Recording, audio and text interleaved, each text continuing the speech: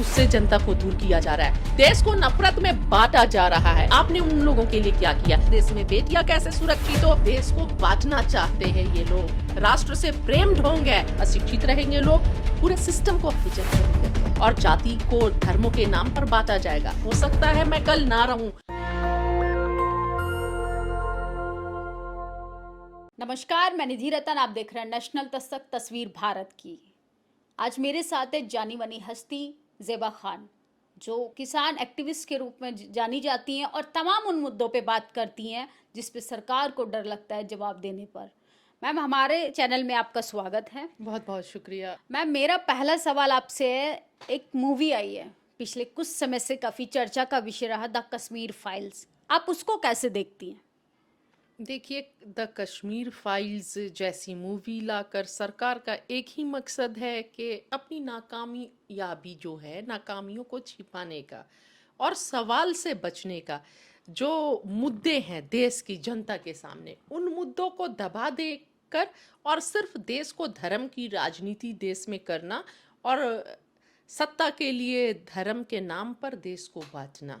तो ये मुझे लगता है कि सबसे ज़्यादा खराब बात है देश में देशवासियों को बांटना धर्म के नाम पर। और कोई भी जो सच्चा राष्ट्रभक्त होगा वो ऐसा काम नहीं करेगा।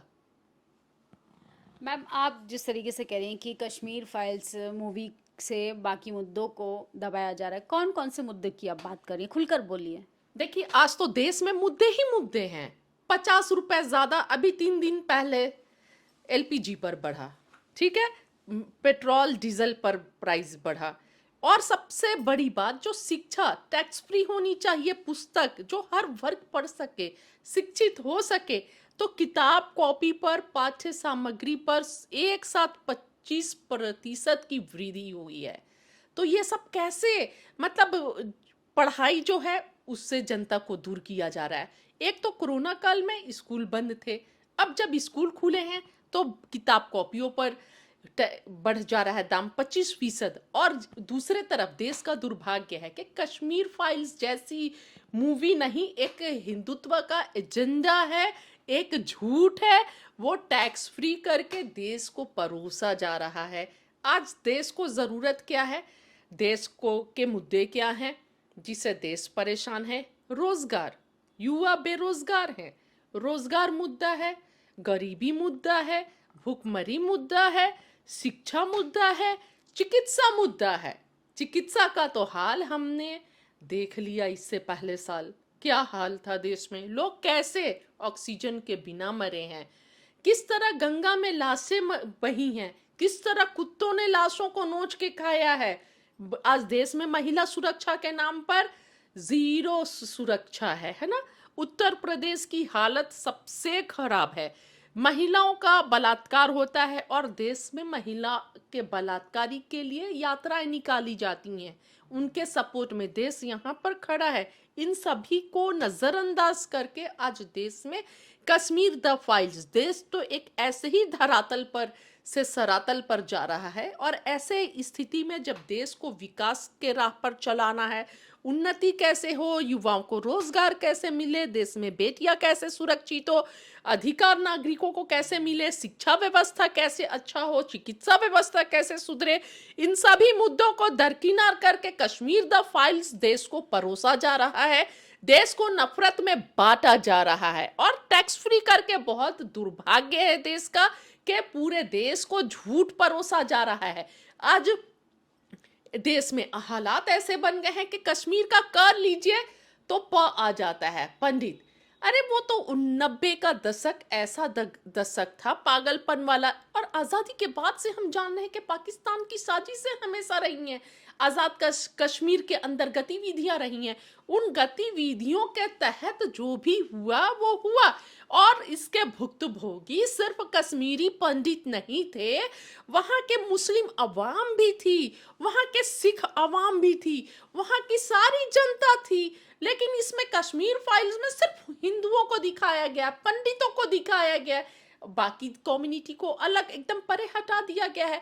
जब एनकाउंटर्स होते हैं, आतंकवादियों ने जब मारा तो सिर्फ एक कम्युनिटी को नहीं मारा है, बड़े बड़े मुसलमानों को मारा है, नामी नामी लोगों को मारा गया है, ऐसे लोगों को मारा गया है जो भारत के हितैषी थे, सभी को मारा गया है। पर ये सच जो आधा अधूरा सच दिखाया गया है, पूरा सच नहीं छुपाया गया, सच के पीछे का जो सच है उसे छिपा लिया गया है।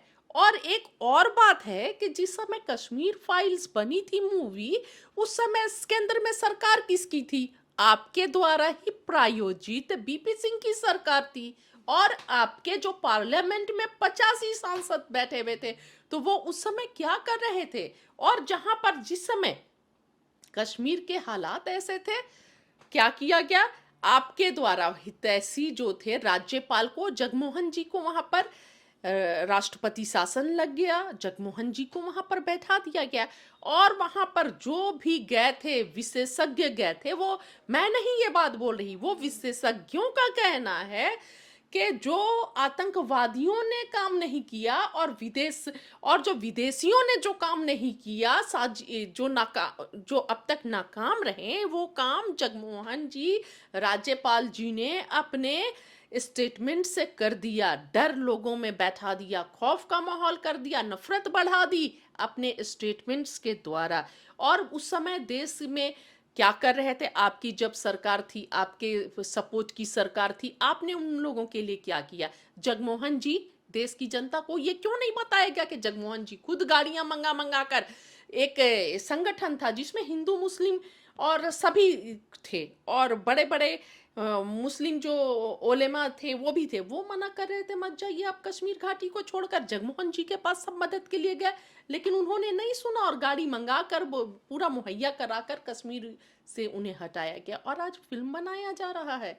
आप कहाँ थे उस समय? और जिस समय ज़रूरत थी कश्मीर के मसले को सुलझाने की, LK आडवाणी इस कश्मीर के नाम पर, कश्मीरी पंडितों के नाम पर रथ यात्रा निकाल रहे थे देश में, क्योंकि उन्हें पता था कश्मीर का मुद्दा जितना उलझेगा, जितना यहाँ पर नफरत की राजनीति बोई जाएगी, जितना ये होगा, बाद में फसल उतना ही, देश में नफरत का फसल उतना ही बड़ा उनका नफरत का फसल उगेगा, और उस पर वो फिर अपने वोट बैंक की राजनीति करेंगे। हो सकता है मैं आज ये बात बोल रही हूँ, आपके सामने हूँ, हो सकता है मैं कल ना रहूँ बोलने के लिए, कुछ भी हो सकता है, क्योंकि सत्ता में बैठे लोगों को ये बिल्कुल गवारा नहीं करेगा कि उनके नीतियों के खिलाफ कोई बोले। जिस तरह आज के दौर में बोलने वालों की आवाज को बंद कराई जा रही है, बेकसूर लोगों को जेल में भरा जा रहा है, जो ऐसे ऐसे लोग जिनका कोई कसूर नहीं है उनको बेल नहीं दिया जा रहा है। तो मैं किस खेत की मूली हूँ? मेरे साथ भी कुछ भी हो सकता है। अब जिस तरीके से आपने बताया कि कश्मीर में सिर्फ कश्मीर पंडितों के साथ गलत नहीं हुआ है, उन तमाम लोगों के साथ हुआ है, चाहे उसमें दलित कम्युनिटी की बात करें, चाहे उसमें मुस्लिम कम्युनिटी की बात करें, लेकिन इस पे द कश्मीरी फाइल्स का जो विवादित बयान है वो थमने का नाम ही नहीं ले रहा। आज उनके डायरेक्टर जो है अग्निहोत्री, उन्होंने बोला है कि पंडितों को एक अलग जगह दे दीजिए, एक अलग देश बना दीजिए, सब लोग अमन चैन से रहेंगे। इस पे आप क्या कहेंगी? देखिए, यही तो बात है कि इनका असली मुद्दा क्या है। हम सभी देश में मिलकर रहना चाहते हैं, लेकिन ये मनुवादी लोगों की मानसिकता है, देश को बांटना चाहते हैं ये लोग। पर हम लोग ऐसा नहीं होने देंगे। और देखिए दुर्भाग्य, ऐसे देश विरोधी स्टेटमेंट के बाद अग्निहोत्री जी पर कोई केस नहीं होता है, और कोई भी हिंदू वाहिनी, कौन कौन से वाहिनी हैं, ये लोग कोई धरना प्रदर्शन नहीं करते हैं। तो इनका जो राष्ट्र प्रेम है वो ढोंगी राष्ट्रवाद है, राष्ट्र से प्रेम ढोंग है, देश प्रेमी ढोंगी है ये लोग। असल में सिर्फ सत्ता के प्रेमी हैं ऐसे चंद लोग। क्योंकि अगर कश्मीर फाइल्स पर आप टैक्स फ्री कर रहे हैं, प्रमोट किया जा रहा है, तो शुद्र द राइजिंग पर क्यों बैन लगाई जाती है? शुद्र द राइजिंग, जय भीम जैसी मूवी को क्यों रोका जाता है? भीमा कोरेगांव को क्यों नहीं देखने की अपील की जाती है? मैं देश की जनता से ये अपील करूंगी, अगर कश्मीर फाइल्स आप देखने जाते हैं तो शुद्र द राइजिंग जैसी फिल्म को भी देखिए, और गुजरात दंगे पर जो फिल्म बनी है एक फाइल्स, उस पर भी बननी चाहिए। 84 के दंगे पर जो सिखों का नरसंहार हुआ है, मैं ये नहीं बोलती सत्ता किसी का भी हो, सत्ता में कोई भी बैठा हो, लेकिन मानसिकता वही है, मनुवादियों की मानसिकता वही है। तो वैसे मानसिकता के लोग 84 में भी थे, उस पर भी फिल्म बननी चाहिए कि किस तरह किया गया, गुजरात में क्या किया गया, हर जगह क्या किया जा रहा है, आज दलितों की क्या दशा है। आज तक इतने वर्षों के बाद बाबा भीमराव अंबेडकर के संविधान लिखने के बाद, उनके अधिकार दिलाने के बाद भी आज अधिकार नहीं मिल रहा है। और सबसे ज्यादा जो इनको डर था ब्राह्मणवाद को, वो ये कि जो आज बाबा साहब अंबेडकर के संविधान की वजह से जो आरक्षण मिल रहा था, आरक्षण को कैसे खत्म किया जाए। तो आप देख सकते हैं किस तरह शिक्षा में लेटरल एंट्री को लाया जा रहा है आईएएस आईपीएस के एग्जाम में, ताकि कल जो बन जाते थे दलित, जो भी एसटी एससी ओबीसी माइनॉरिटीज बनते थे, उनके अधिकारों को छीन लिया जाए और बैकडोर से लैटरल एंट्री कर दी जाए। जो स्वर्ण जात है, बड़े लोग बैठे आकर और सरकार के जो पपेट हो वो अपने हिसाब से चला सके। कैसे बर्दाश्त करेगी जो शूद्रों को पानी तक नहीं पीने दिया जाता था एक तालाब से, जो घोड़ी पर नहीं बैठ सकते थे, मुछ नहीं रख सकते थे, और जो महिला अपने स्तन को भी नहीं ढक सकती थी, उतना भी अधिकार नहीं था। वैसे में आज दलित, पिछड़ा, एसटी एससी ओबीसी जो है बराबरी में कुर्सी पर कैसे बैठ सकता है। उनके अधिकारों को छीनने के लिए ये लैटरल एंट्री लाई गई है। और जो निजीकरण किया जा रहा है हर संस्थान को सरकारी, तो जब नौकरी नहीं रहेगी, जब सरकारी नौकरी नहीं रहेगी तो आप आरक्षण कहाँ लीजिएगा। तो ये देश में सोचना होगा, दलित, पिछड़े, एसटी एससी ओबीसी भाइयों को और कम्युनिटी को सोचना होगा कि ये मुसलमान का तो दिखा रहे हैं, हल्ला कर रहे हैं, लेकिन जो सबसे बड़े दुश्मन है और जो हक सही में किसी का छीन रहे हैं और खत्म कर रहे हैं, वो एसटी एससी ओबीसी भाइयों का है, उस कम्युनिटी का है, जिसको ये कभी नहीं देखना। और जो वर्ण व्यवस्था बनाए थे, जो कभी इनको मान सम्मान नहीं मिला, ये वर्ण सिर्फ वो दलित और शूद्र भाइयों का, बहनों का, उस कम्युनिटी का अधिकार को छीन रहे हैं। ये तो मैम मैंने बात की फिल्म को लेकर। अभी एक लेटेस्ट न्यूज़ है, हमारी यूजीसी की तरफ से गाइडलाइंस जारी हुई है कि सेंट्रल यूनिवर्सिटी में आप आपके 12th के मार्क्स जो हैं, 12th के जो नंबर है वो मैटर नहीं करते हैं। आपको एक दाखिला की प्रक्रिया के अकॉर्डिंग एक एंट्रेंस एग्ज़ाम होगा। आप उसको कैसे देखती हैं? देखिए, बस वही एक ये प्रक्रिया दाखिला के नाम पर अच्छे यूनिवर्सिटीज़ में जो बच्चे पढ़ लेते थे, हायर एजुकेशन मिल जाता था बिना कम्युनिटी को देखे हुए, अब उनके लिए ये एक ऑब्स्टेकल है कि वही लोगों का दाखिला होगा जिन्हें सरकार चाहेगी, जो सरकार के लोग होंगे वो पढ़ेंगे। शिक्षा से दूर करने की ये सारी पॉलिसीज है, ये सारी नीति है कि किस तरह अशिक्षित रखा जाए। शिक्षा सवालों को जन्म देती है, और अशिक्षित रहेगा युवा देश का, अशिक्षित रहेंगे लोग तो सवाल जन्म नहीं होंगे, अंधभक्त पैदा होंगे, क्योंकि शिक्षित लोगों से ही डर है। शिक्षा जो है, अगर आज ST SC OBC Bhimrao Ambedkar को पढ़ेगा, बाबा साहब को, तो समझेगा कि क्या है, बाबा साहब ने क्या अधिकार दिलाए हैं और पहले क्या हालत थी। तो उस शिक्षा से ही दूर रखने की ये एक प्रक्रिया है। ये देखिए, हमने मुद्दों पे बात की, शिक्षा को लेके बात की, और जो एक मूवी आई है जिसमें लोग अपने इतिहास को समझने लगे हैं, अपने भाई को भाई नहीं समझ रहे, पड़ोसी को पड़ोसी नहीं समझ रहे, उसमें उलझे हुए हैं। सरकार आपको एक भगवत चादर पहना रही है और उस आप चादर को पहनने के बजाय ओढ़कर सो रहे हैं और आपके हक अधिकारों का हनन हो रहा है। मैम, जो आज आपने बोला कि उस मूवी से उन तमाम मुद्दों को दबाने की कोशिश की जा रही है जो आम नागरिक की ज़रूरत है। आम नागरिक की ज़रूरत वो आप समझ रही हैं, मैं समझ रही हूँ, लेकिन आम नागरिक की जो एक्चुअल ज़रूरत है उनको क्यों समझ नहीं आ रही है? इसकी वजह क्या है? देखिए, वही तो मैं बता रही हूँ कि कार्ल मार्क्स ने भी कहा था कि धर्म का नशा जो होता है सबसे बड़ा नशा होता है। धर्म का नशा एक बार चखा दो, सारा नशा जो है वो, और कोई भी नशा, चरस का कोई भी नशा हो, उसके साथ फीका पड़ जाता है उस नशे। तो आज सरकार को भली भांति पता है कि देश के युवाओं को किस तरह धर्म में बांट कर रखो। इतने 100 सालों से कभी हिंदू खतरे में नहीं पड़ा। आज एक बैग, जब भारतीय जनता पार्टी की सरकार है, पूरे स्टेट्स में इनकी सरकार है, हर जगह इनका पकड़ है, तो आज हिंदू तो खतरे में पड़ गया। पहले इतने 100 वर्षों से कभी खतरे में नहीं था। तो ये सिर्फ एक झूठ परोसा जा रहा है। और दलित और पिछड़े तो सिर्फ हिंदू तब तक है जब वोट लेना हो, उसके बाद से जैसे दलित और पिछड़ों का हालत जो है देश में, वो तेजपत्ते की जैसी है, बिरयानी खाने के टाइम उसे डाला जाता है। बनाने के टाइम और खाने के टाइम निकाल के फेंक दिया जाता है। तो वही हालत है, बस धर्म के नाम पर देश को बांटा जा रहा है, युवाओं का ध्यान को भटकाया जा रहा है, देश के ध्यान को भटकाया जा रहा है ताकि ये ज़्यादा दिनों तक राज कर सके। ऐसे भी गोलवरकर सावरकर की ये विचारधारा है कि अगर किसी शक्ति को देश में ज़्यादा दिन तक राज करना है तो उस देश की जनता को बांट दो और एक तो एकदम गरीब शोषित वर्ग कर दो, एकदम कमज़ोर कर दो, और दूसरे को पूंजीपति वर्ग को बहुत मजबूत कर दो। तब देश पर ज़्यादा दिनों तक राज किया जा सकेगा और देश की जनता को अनपढ़ रखो। तो उसी रास्ते पर चल गया है देश। मैम, जब तमाम इस तरीके से मुद्दे हैं, आम नागरिक से जुड़े मुद्दे और उनके जो परेशानियां हैं, इस पे सरकार कोई संज्ञान नहीं ले रही है, इसके बावजूद सरकार दोबारा उत्तर प्रदेश में सत्ता में कैसे आ जाती है इतनी सारी खामियों के बाद भी? देखिए, ये पूरा देश जान रहा है कि उत्तर प्रदेश में इलेक्शन के बाद किस तरह ईवीएम लावारिस होकर सड़कों पर घूम रही थी और ईवीएम की हेराफेरी की जा रही थी।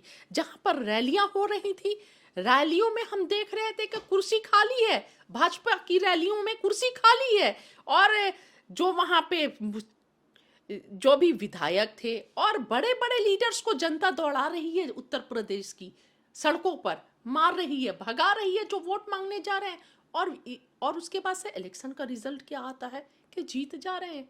ये तो बहुत हास्यास्पद है। देश समझ रहा है कि कैसे जीते हैं। वो ईवीएम कहाँ से आई, रोड पर कैसे निकली, कैसे लोगों तक पहुंची, किस लिए ऐसे ईवीएम को कैरी किया जा रहा था और क्या क्या हो रहा है, देश की जनता समझ रही है। एक तबका, एक वर्ग समझ रहा है कि किस तरह सब कुछ हाईजैक कर लिया गया है, पूरे सिस्टम को हाईजैक कर लिया गया है।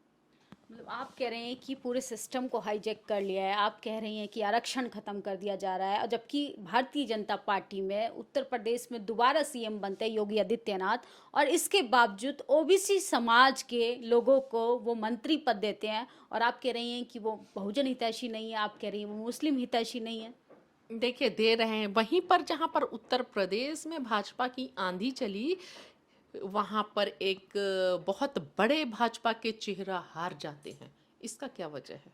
अगर सही में ऊंच नीच नहीं है तो जहां पर सब जीत रहे हैं, जैसा दिखाया गया रिजल्ट जैसा आ रहा है, तो लग रहा है कि आंधी चली। तो वैसे आंधी में एक इतना बड़ा चेहरा शख्सियत हार जाता है, तो कहीं ना कहीं ये तो प्रश्न चिन्ह है ना। देखिए, केशव प्रसाद मौर्य, जहाँ पर भी बीजेपी की लहर आती है, सब जीत जाते हैं, वो हार जाते हैं। और उसके बाद से ऐसा दिखाती है, भाजपा दिखाना चाहती है देश की जनता को कि वो बहुत हितैषी है दलितों की, ओबीसी की, और भीख में दे दिया जाता है ना। तो ये दिखाना चाहती है, पर देश की जनता को ये समझना होगा कि ये 2024 की तैयारी कर रही है और जाति को धर्मों के नाम पर बांटा जाएगा। अभी तो हिंदू मुसलमान में बांटा जा रहा था, लेकिन अब बहुजन को अलग अलग करके बांटा जाएगा और उस आधार पर चुनाव होगा। आज आज आप अगर कोई शेड्यूल कास्ट और एक मुसलमान बैठ जाते हैं तो ये मुल्ली है, वो भीमती है, इस तरह का स्टेटमेंट आता है।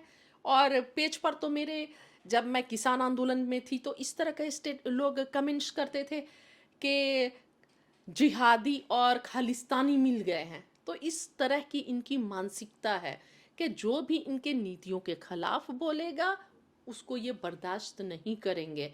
और केशव प्रसाद मौर्य का हारने का ये है कि जनता कभी स्वीकार नहीं करेगी एक शेड्यूल कास्ट को, और हारने के बाद ये दिखाना चाहते हैं कि बहुत हम हितैषी हैं।